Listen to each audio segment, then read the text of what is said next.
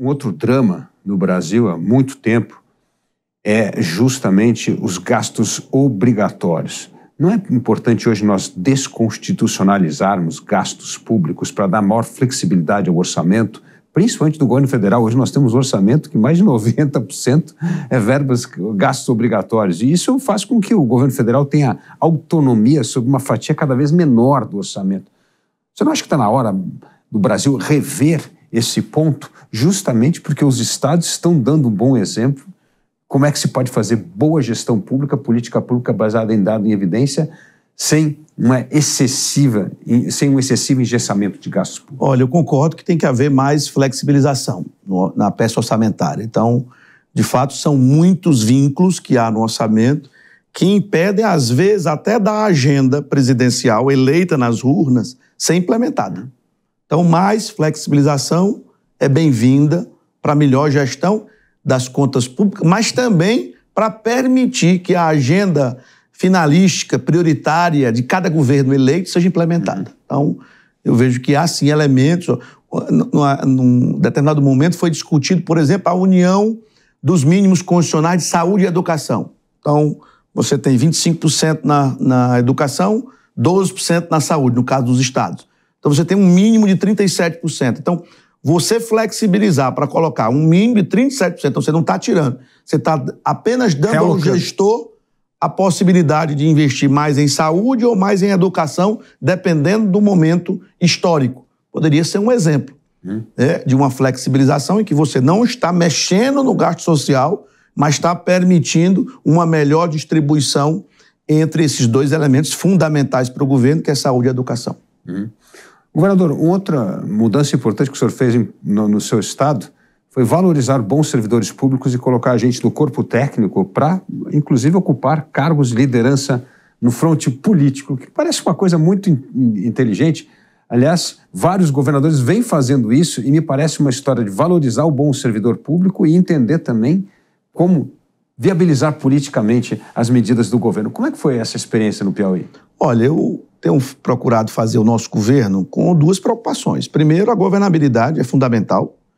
Você não tendo estabilidade na relação com o poder legislativo, você não consegue implementar a sua agenda. Você pode ter os melhores técnicos, você não consegue implementar.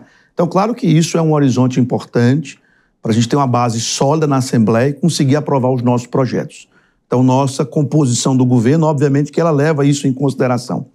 Mas algumas das áreas do governo, que são bastante prioritárias, a indicação foi diretamente nossa, a partir de quadros técnicos reconhecidos no Estado e que, ao mesmo tempo, têm uma capacidade de dialogar com os agentes políticos, porque nós estamos falando de política pública.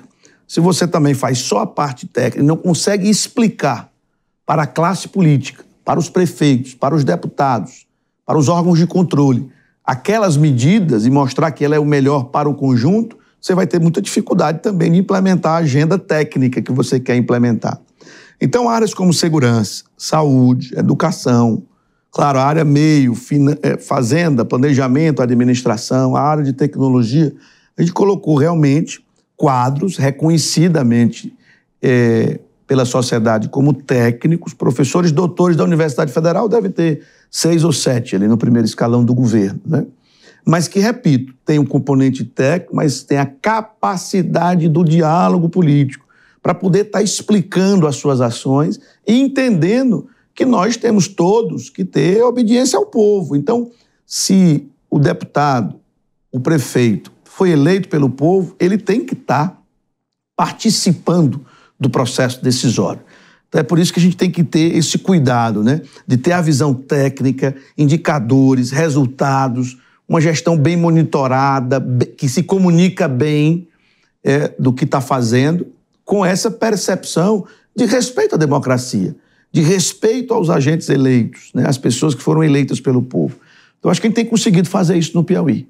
Acho que a gente tem conseguido fazer isso, né? De ter bons quadros, bons técnicos do serviço público, atuando em cargos-chave da administração e com uma grande capacidade de diálogo com a nossa base aliada e também com os líderes municipais e também os líderes federais, porque todos estão representando parte da população e, portanto, tem que ter protagonismo também nas decisões políticas. A Assembleia Legislativa é uma parceira do governo hoje nessas reformas? Uma grande parceira do governo.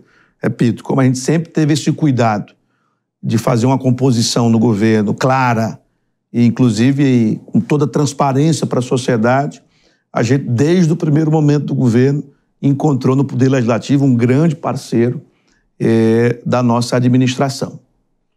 Agora, governador, me explica uma coisa, por que os governadores conseguem ter essa boa relação com a Assembleia Legislativa, aprovar projetos, no seu caso, e outros estados também vêm fazendo um trabalho importante com o Legislativo, e essa fórmula parece que não funciona no governo federal. É cada vez mais difícil conseguir montar essas alianças, essas coligações para dar sustentabilidade no governo. O que muda da realidade estadual para federal, que parece que essa relação que consegue ser bem administrada e tocada, com muito foco nas pautas locais, quando vai para o nível federal, parece que a dificuldade é cada vez maior?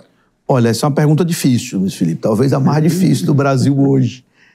Porque, primeiro, tem uma questão, né? Eu, por exemplo, quando eu fui eleito e na minha base de parlamentares, 22 dos 30 já foram eleitos no time. Então, obviamente, que a gente já tem uma largada mais tranquila para compor exatamente com esses 22 dos 30 que faziam parte da nossa base. O presidente Lula, nesse momento, foi eleito por uma pequena margem de votos. Não teve a maioria no Congresso Nacional. Então, ele já tem que fazer um esforço para agregar novos nomes que não votaram no projeto do presidente em 2022 para compor o governo. O mesmo aconteceu com o presidente anterior. Bolsonaro também foi eleito por uma margem maior, mas também ali não tão grande como já tivemos em outros tempos, né? E também não tinha maioria. Você vê que também, desde a última eleição da presidenta Dilma, também esse problema já existia. Então você está há mais de 10 anos com essa dificuldade de compor a maioria. E com o parlamento com cada vez mais protagonismo no orçamento, inclusive com as emendas impositivas que crescem a cada ano e, portanto, é um fator que dificulta mais ainda. Então, eu não sei como resolver esse problema, mas o fato é que, se não for resolvido, nós vamos continuar andando de lado, independente se o governo for de direita ou de esquerda, que estiver no comando do país. Porque não há como imprimir uma agenda sem executivo e legislativo estarem falando a mesma língua. Ou seja, o legislativo é a casa de todos, lá você vai ter sempre situação e oposição. Mas a maioria tem que ser pró-governo, ou deveria ser pró-governo, para poder a agenda andar. E claro que vai estar lá a oposição, criticando, apontando os problemas, e até às vezes convencendo uma parte desta maioria do governo de que o governo ali está errando, que é um problema, que aquilo não pode ser aprovado. Mas a regra geral tem que ser essa. Então, não sei lhe dizer, né, como seria essa forma, até porque se soubesse já teria dito para o presidente, que é nosso aliado, de como fazer. Mas chamo a atenção de que talvez este é o principal ponto. Mais do que a questão da comunicação das entregas, mais do que outras questões que estão sendo suscitadas, da política econômica, por exemplo, que realmente é muito relevante, a inflação dos alimentos, por exemplo. Mas o mais importante, a meu ver, como solução para esses problemas que tem no país, econômicos, sociais, é a governabilidade. É o governo ter uma maioria sólida no Congresso Nacional para imprimir o seu ritmo, a sua agenda, que foi vitoriosa nas ruas para governar durante este período. Então, esse é o principal ponto.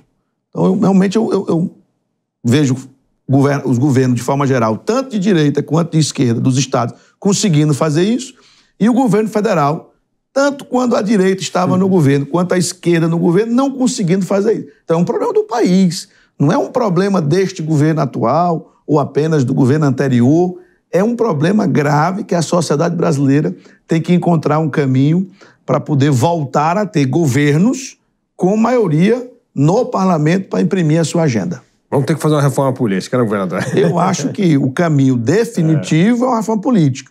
Eu ouvi voltando a se discutir o voto distrital misto, por exemplo, voto parte em lista e parte num distrito. Aí é como se o parlamentar representasse uma região, seria muito mais lógico ele estar atuando ali como um representante de um conjunto de municípios que seria um distrito, ou ele representando um partido que é como é na Europa inteira, no mundo inteiro, né? O voto é no partido, para você poder ter pessoas defendendo aquelas ideias daquele partido.